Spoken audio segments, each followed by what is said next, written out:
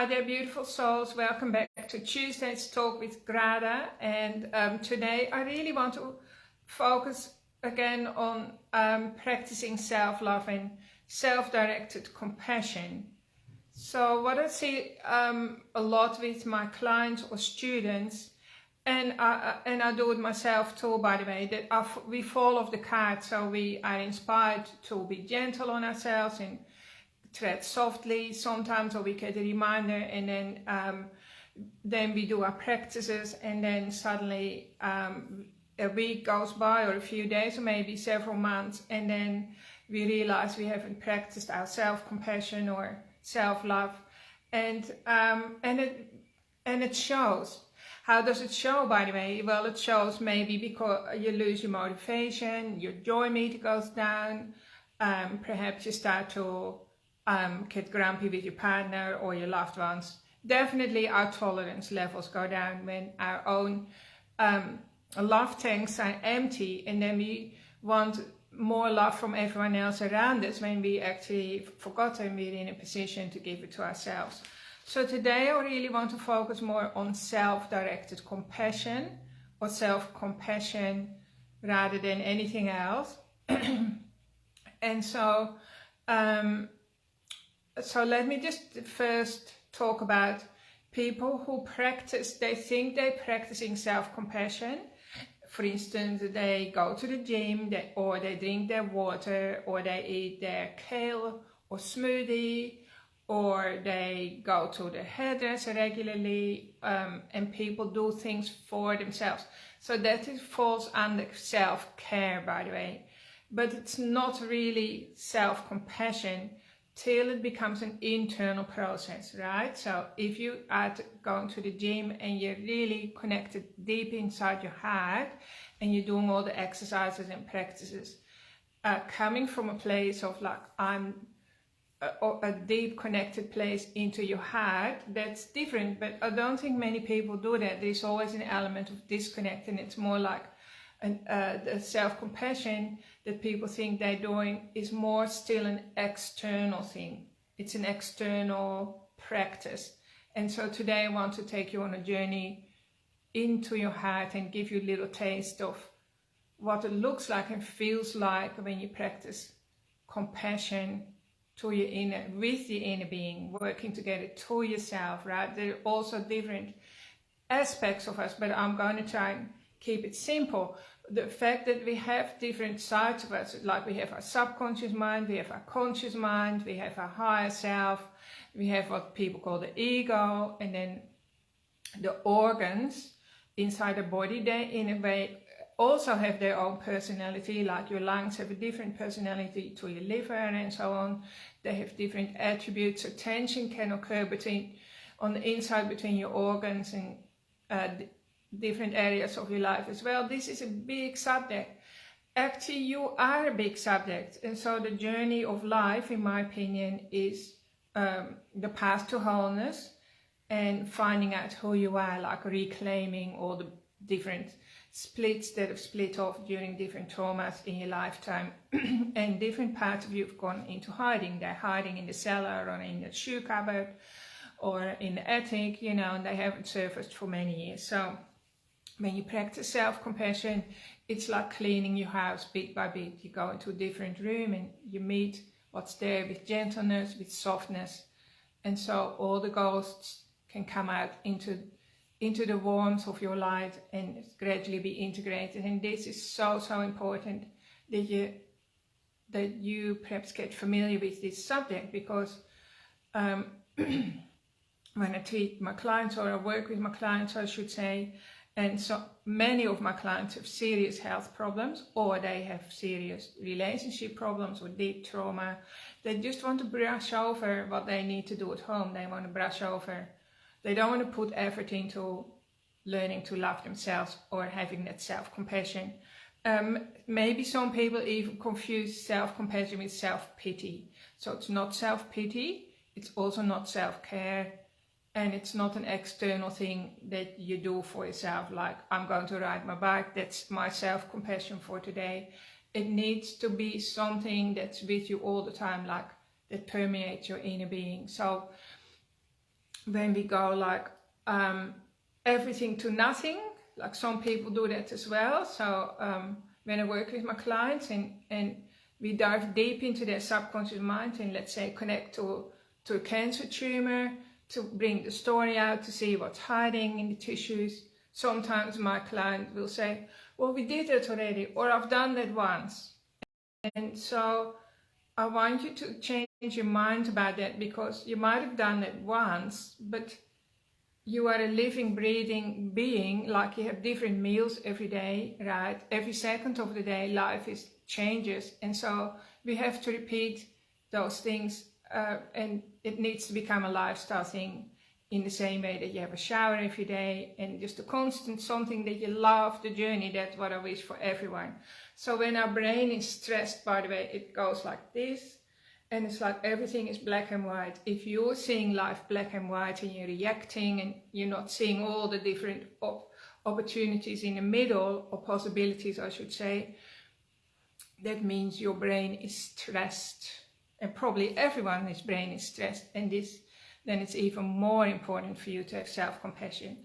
So let's just talk about this for a little bit. What is compassion? So compassion to everyone else, and most humans are good with compassion. I'm sure if you're listening to me today, you're a compassionate person, right? And you know how to show compassion and kindness and love to a friend who is in trouble, or any other human, or a pet, or an animal, right? Most people have tremendous capacity for compassion for others, and we show up for others. But then when it comes to ourselves, it's a different story. We're often like what we call a street angel and a home devil. We quickly run out of compassion, or we just skip the whole compassion thing, and we're just allowing the inner critic to run the show. And remember that every day we have about 60,000 messages that go on, that our body is subjected to. And most of those 60,000 messages are negative. It's just that we're so used to it that we don't even know we're doing it anymore. So the person that needs the most compassion is you, because you're your best friend. So, so that's especially, regardless of the 60,000 negative messages that we give to ourselves all day long, which causes us to be tired and our bodies to ache and us to become fertile ground for disease. We also carry a whole generational history inside our body too. So even for that reason alone, I want you to think of yourself as a person, a being that deserves your utmost compassion. So just as an example, today I had to see a little baby, a 9-month-old darling little boy. He was just here for a little tune-up. And his mom was saying he's not sleeping so well. He used to sleep a lot easier. And then when I tuned into his body, I noticed that he did have a lot of insecurity, feeling he had a heightened need of security and stability and safety, more than normal. And aside from the fact that they'd been on a holiday, the deeper reason was something that was coming through, like a trauma memory from his mom's father's mother. So that's 4 generations back. We're talking about easily probably 100 years ago. And this girl, she knows a lot about her family history, and she said, oh yeah, I remember that was her grandmother, that's right, her grandmother. She lost her mom when she was 16, right? So that was major trauma in her life that created massive insecurity. And so that trauma, I guess, gets passed down the generation, in this case to her father, then to herself, and now her little 9-month-old baby was expressing it in his cells today. So lucky with energy, I can clear that. I felt it leave the body and the nervous system of the baby, and I know for sure that that won't bother him anymore. That's healed now. So because little babies are really easy to work with. But now I want to think of yourself.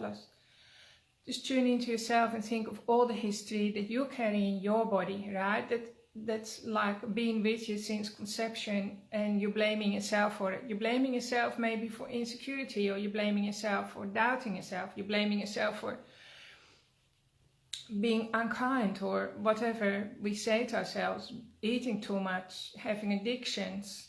Actually, everyone has addictions, right? Pretty much. Most people, if you took their food away from them and they had to stop eating for 10 days, they wouldn't be happy, because we're all addicted to something. We're all addicted to delicious food, right? Let alone everything else. So compassion is, in my opinion, the best medicine, and it needs to be directed to yourself. And so show up to yourself as your best friend. And before I take you through a practice, just to give you a little taste of it, it's good to know that the best time to practice self-compassion is on a good day, when you're feeling good, like when your life is going well, you're feeling happy. But this is probably the time that you don't need it, because in reality, compassion, the word compassion is you show love to somebody who is suffering. So there's always an element of suffering involved, right? But I know for myself that if I don't practice self-compassion on my good days, and I'll have a bad day, or I wake up in a state of suffering, or suffering happens, you know, something happens, I feel suffering. Sometimes I forget to do the self-compassion then, because I haven't built up that muscle, so to speak. So the best time to practice is now, right? And build up some credit in your bank account, I'll call it. And then when you have a bad day, you can just do automatically those self-directed compassion practices will really pay off, and it falls into place because your body knows what to do. So let's just do a practice of how I will do this, right? So let's just go, we'll choose an organ just for fun, because people also need to understand that every part of your body has its own issues. So let's go to the small intestine, which is just sort of all around your belly button. So the small intestine gets overworked because it's always sifting, you know, the good from the bad, and then on top of it, it hears the critical voice in the background. So I just want you to close your eyes and put one hand on your tummy around your belly button. And it's very easy. Pull all your attention inward. And just notice how warm your hand feels on your tummy. And just imagine the warmth of your hand is unconditional love coming through from the universe, from source. Because whether you know it or not, you're always connected to source, to the sea of unconditional love that runs our universe, that organizes everything. And just feel that warm feeling on your tummy. And so now we're going to say some things to the small intestine that might be hiding there. So the words I'm using are words that are usually hiding in your small intestine. So just feel into what is. I'm so sorry you're feeling unappreciated. Just breathe into your body. I'm so sorry you're feeling unappreciated. I'm so sorry you don't get any appreciation. I'm so sorry nobody appreciates you. I'm so sorry you can't remember the last time you felt appreciated. Just notice what's happening deep inside your body, what's happening to your tummy. Does it feel hot or cold? Is there a response?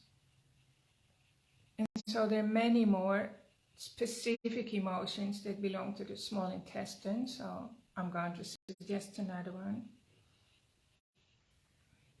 I'm so sorry you feel empty. I'm so sorry the emptiness is never ending. So sorry nothing can satisfy the emptiness. So sorry, nothing can fill the void. So sorry, you've been running on empty for so long. Just remember to breathe.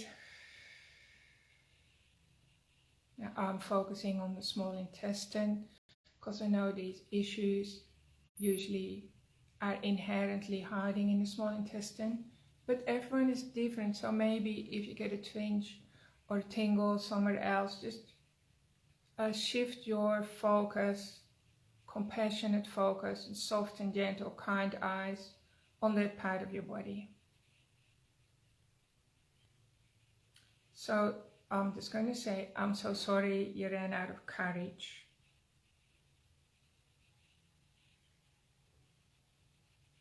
I'm so sorry you were empty. I'm so sorry you couldn't assimilate yesterday's food. I'm so sorry you couldn't break it down. I'm so sorry the energy feels stuck.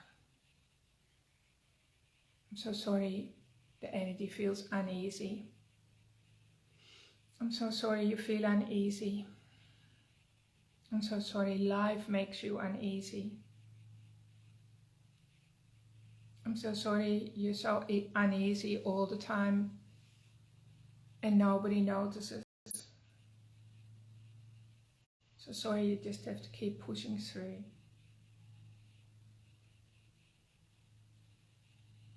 So sorry you have so much sadness in your body.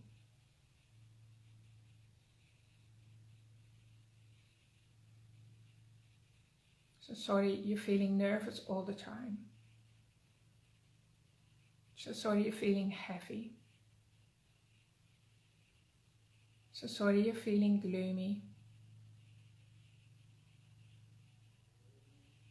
So this is just the small intestine, by the way. So just sending warmth, love, kindness, friendship, compassion, deep caring into the tissues of your small intestine, into your tummy. Just remember that some of these tummy issues that are there might have always been there, like right from the moment of your birth, or earlier, maybe from when you were in your mom's tummy, and they've just been, nobody's addressed them, maybe not for decades. So just show up as your own best friend now. Just allow some calm and peace and acceptance, kindness and softness to flow into your body, just wherever it wants to go. Just, you can even say, I'm so sorry. I'm so sorry that you feel disconnected. I'm so sorry the message isn't sinking in. I'm so sorry I don't understand what God is trying to say.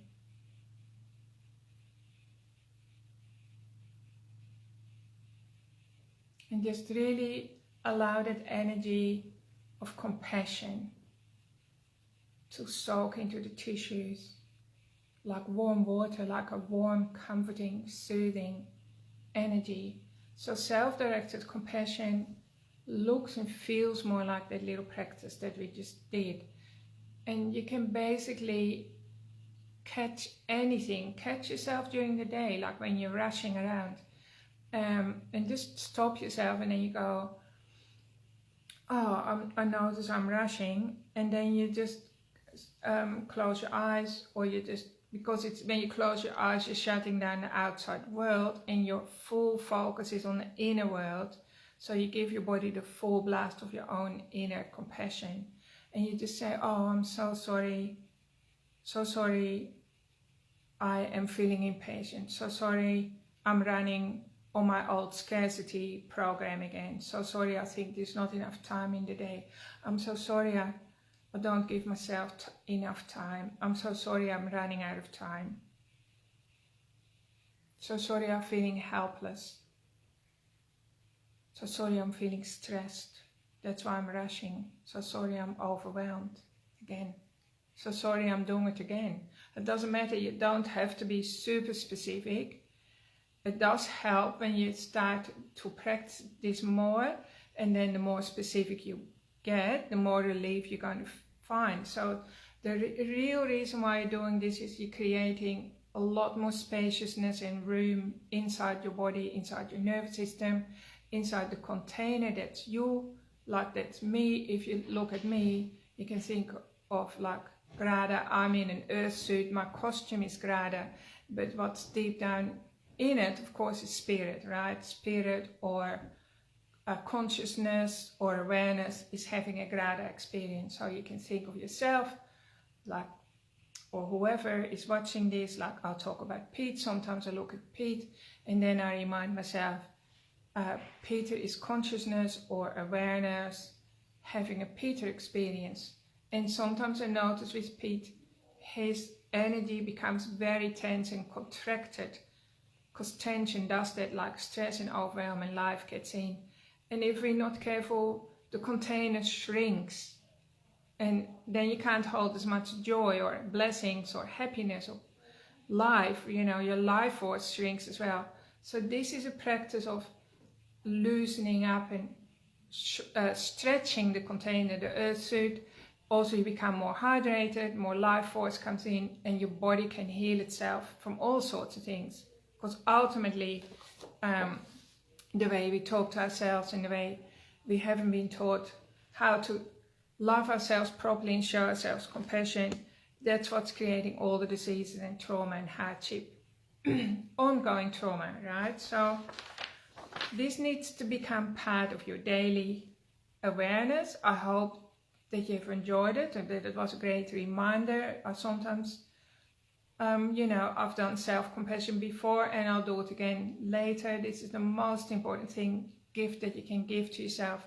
And even when you do all your other external things that are so good, like going to the gym or drinking water, eating well, having healthy friendships, all that is going to have more mileage now. You're going to get way more benefit because you're working from the deepest level outwards. You're working from the inside of the cabbage outwards, so to speak. So I hope that makes sense. Just play around with it. You don't have to be an expert. You just put your hand somewhere on your body. That's always really important, that the body feels like, okay, I'm being addressed now, right? And then you can close your eyes if it's suitable, not when you're driving, of course. And you just say to your body, I'm so sorry for whatever is going on. And I love myself for feeling stressed, or I love myself for whatever is happening. That's another really good way to soften the tissues in your body.